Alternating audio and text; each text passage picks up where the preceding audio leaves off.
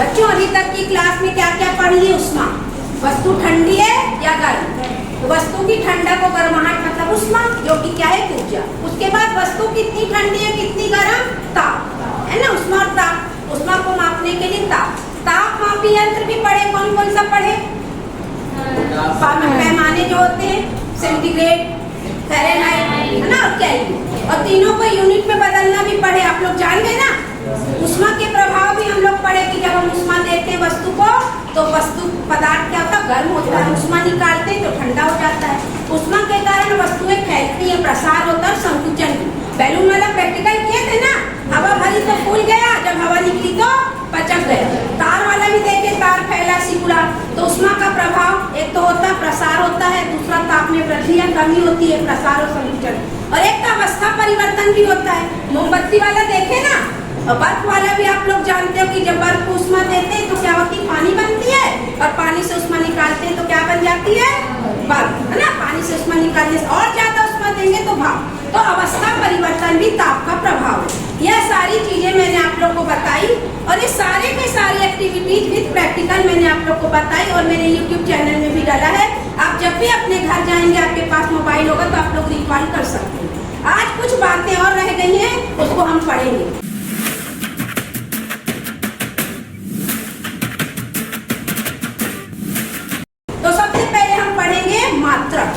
उष्मा को भी मापना पड़ता है ना? जैसे ताप को आप लोग डिग्री सेंटीग्रेड में, केल्विन में, फ़ारेनहाइट में नापो, वैसे उष्मा की भी इकाई होती है। तो उष्मा की इकाई सबसे पहले हम देखेंगे मात्रा। तो उष्मा की दो इकाई होती है। पहले सीजीएस देखते हैं। तो सीजीएस में उष्मा की इकाई क्या होती है? कैलोरी। क्या होती है? कैलोरी। एसआई यूनिट क्या होती है? जूल। अब जूल ऊर्जा का भी मात्रक है। आप सब जानते हैं कार्य करने के लिए ताकत चाहिए, ऊर्जा जो भोजन से मिलती है। तो उष्मा भी तो एक ऊर्जा है, मैंने बताया ना? घर्षण से पैदा हो गई उष्मा। कोई भी ऊर्जा नष्ट नहीं होती। हमने कार्य किया घर्षण और हमारे हाथ में वो जो कार्य था किसमें बदल गया? उष्मा ऊर्जा में। किसमें बदल गया? उष्मा ऊर्जा में। ऊर्जा कभी नष्ट नहीं होती, एक रूप से दूसरे रूप में ट्रांसफर होती है। तो कार्य का भी मात्रक जूल होता है। किसका मात्रक? कार्य का। उष्मा का भी मात्रक जूल, कार्य का भी मात्रक, ऊर्जा का मात्रक भी जूल, है ना? ऊर्जा का मात्रक क्या होता है? जूल होता है। उष्मा का भी जूल, क्योंकि उष्मा एक प्रकार की ऊर्जा है। अब ये कैलोरी क्या है? उष्मा की सीजीएस इकाई कैलोरी है। तो कैलोरी 1 ग्राम वस्तु का ताप 1 डिग्री सेंटीग्रेड बढ़ाने के लिए जितनी उष्मा की आवश्यकता होती है वह क्या कहलाती है? 1 कैलोरी। 1 कैलोरी जो होगी 1 ग्राम, कितना? 1 ग्राम वस्तु का ताप 1 डिग्री सेंटीग्रेड बढ़ाना हो तो जो उष्मा चाहिए वो क्या कहलाएगी? 1 कैलोरी। तो जो अगर हम 1 ग्राम लेंगे तो 1 डिग्री सेंटीग्रेड बढ़ाएंगे तो 1 कैलोरी। और अगर हम 1000 ग्राम ले लिए या 1 किलो ले लिए तो 1 डिग्री सेंटीग्रेड बढ़ा 1 किलो की वस्तु का तो क्या हो जाएगी? 1 किलो कैलोरी। क्या हो जाएगी? 1 किलो कैलोरी। 1 ग्राम लेंगे तो 1 कैलोरी और 1000 ग्राम लेंगे तो 1 किलो कैलोरी, क्योंकि 1000 ग्राम किसके बराबर? 1 किलो के बराबर है। तो इसको 1 किलो कैलोरी बोलेंगे। और जब हम इसको जूल में बदलेंगे तो क्या होगा? 1 कैलोरी बराबर 4.186 जूल होता है। जूल मतलब जे से डिनोट करते हैं, ठीक है? और 1 किलो कैलोरी अगर बोलूं तो कितना हो जाएगा? 4.186 गुणित 10⁻3, ठीक है? उष्मा धारिता या विशिष्ट उष्मा, इसको विशिष्ट उष्मा भी बोलते हैं, विशिष्ट उष्मा धारिता, दोनों नाम है। किताबों में विशिष्ट उष्मा तक भी दिया रहता धारिता। धारिता का मतलब किसी को पता क्या होता? धारिता मतलब धारण करना। धारिता मतलब धारण करना, रखना। तो जब हम इसका चार्ट देखते हैं, बहुत सारे हर पदार्थ की विशिष्ट उष्मा धारिता अलग होती है। मतलब अपने आप में उष्मा को संचित करने की क्षमता अलग अलग होती है। जैसे पानी बहुत देर तक उष्मा अपने अंदर निहित करके रख लेता है, धीरे धीरे ठंडा होता है और गर्म होने में भी समय लगाता है। लेकिन रेत बहुत जल्दी गर्म होती है और जितनी जल्दी गर्म होती है उतनी जल्दी ठंडी भी हो जाती है।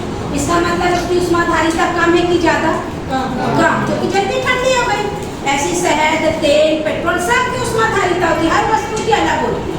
और सबसे अच्छी उष्मा धारिता किसकी? पानी। समुद्र तटीय किनारे जो रहते हैं ना, रेत पहले गर्म होती है और पानी देर से गर्म होता है और देर से ठंडा होता है। इसलिए समुद्र तटीय प्रदेश जो है पानी उनका गर्म बना रहता है।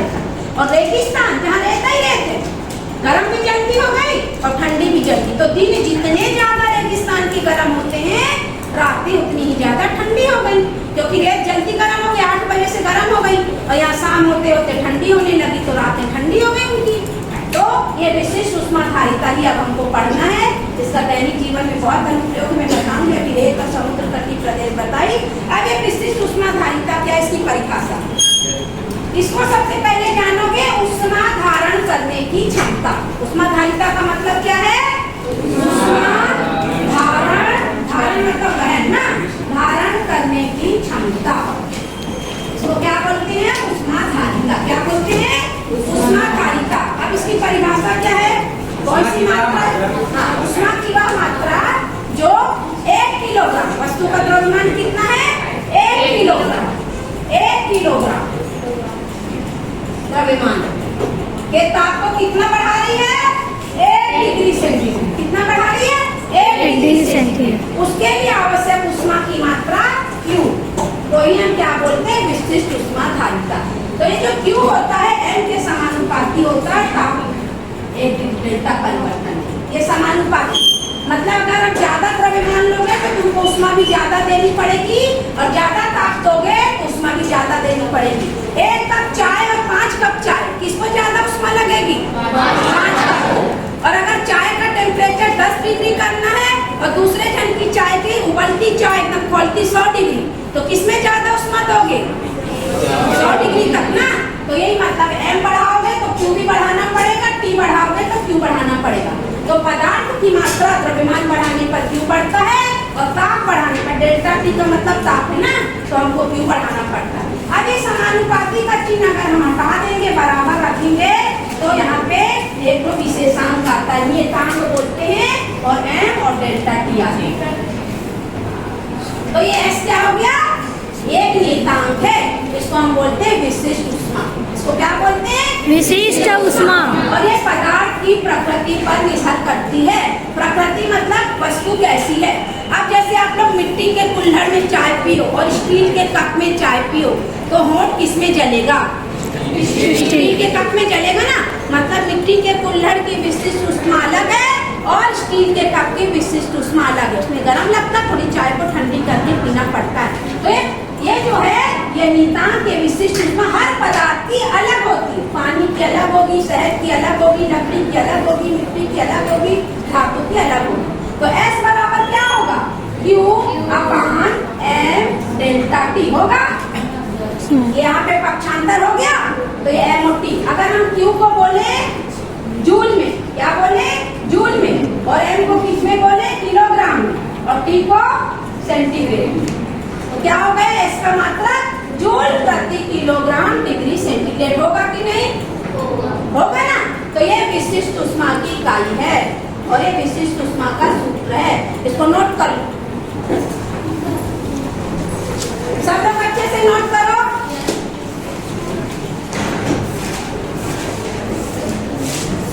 विशिष्ट उष्माधारिता आप लोग को समझ में आ गई।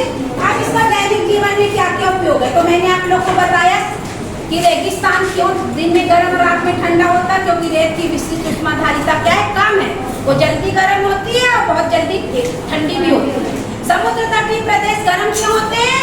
उनका पानी धीरे धीरे गर्म होता है, देर से ठंडा होता है, क्योंकि उसकी विशिष्ट उष्मा पानी की क्या है? ज्यादा है, इस वजह से। दूसरा, इसका उपयोग पानी की विशिष्ट उष्माधारिता सबसे ज्यादा होती है, इसलिए इसका उपयोग गाड़ी के रेडिएटर में इंजन को ठंडा करने के लिए पानी का ही उपयोग करते हैं।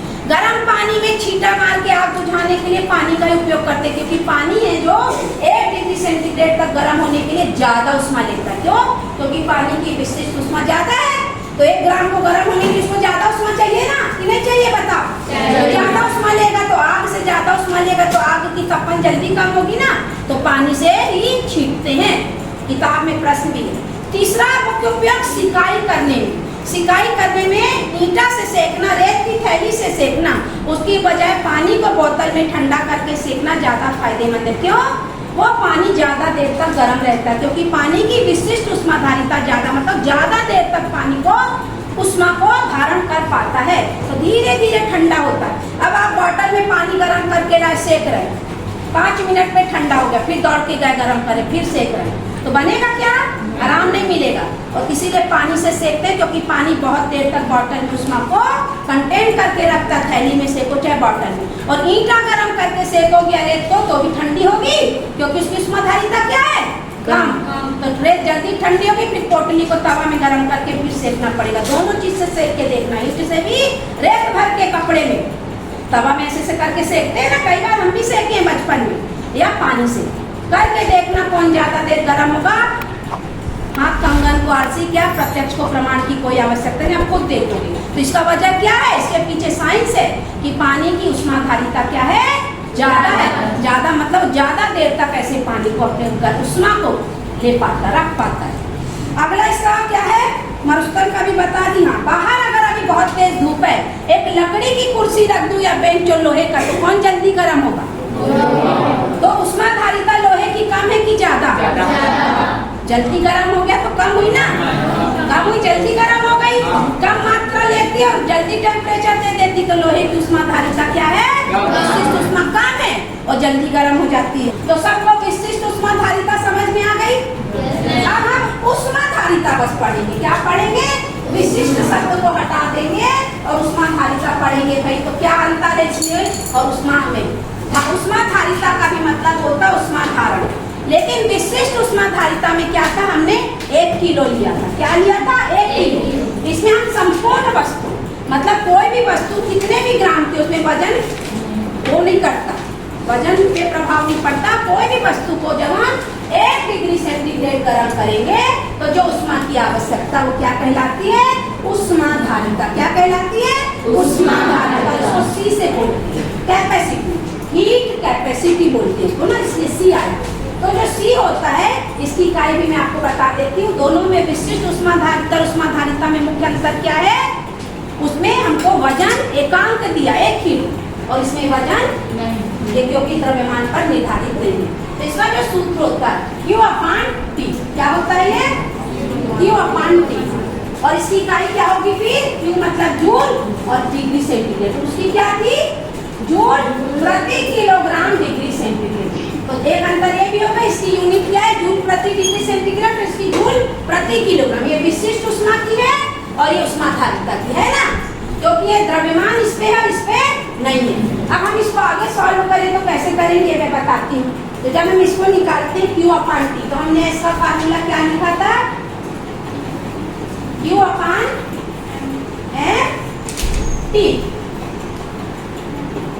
ठीक है थे? और Q/T बराबर क्या होता है? C। क्या होता है? C। तो C/M हो गया बराबर S। तो C बराबर क्या हो गया? S/N। तो उष्माधारिता बराबर क्या हो गया? विशिष्ट उष्मा उनके द्रव्यमान। हो गया? ऐसे फार्मूला निकालना, क्योंकि S बराबर Q/MT होता है और Q/T बराबर क्या हो गया? ये देखो Q/T बराबर क्या होता है? C।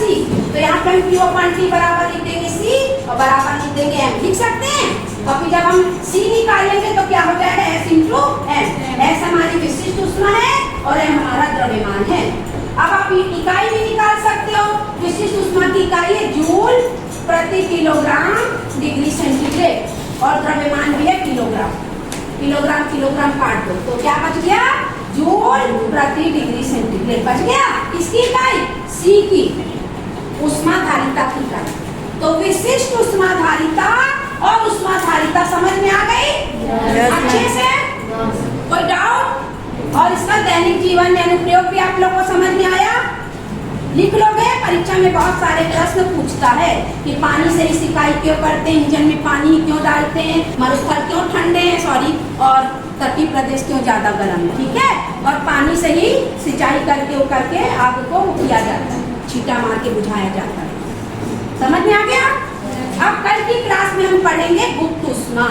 क्या पढ़ेंगे? गुप्त उष्मा, अंदर छुपी हुई उष्मा और कैसे अवस्था परिवर्तन उष्मा के कारण होता है। और जब अवस्था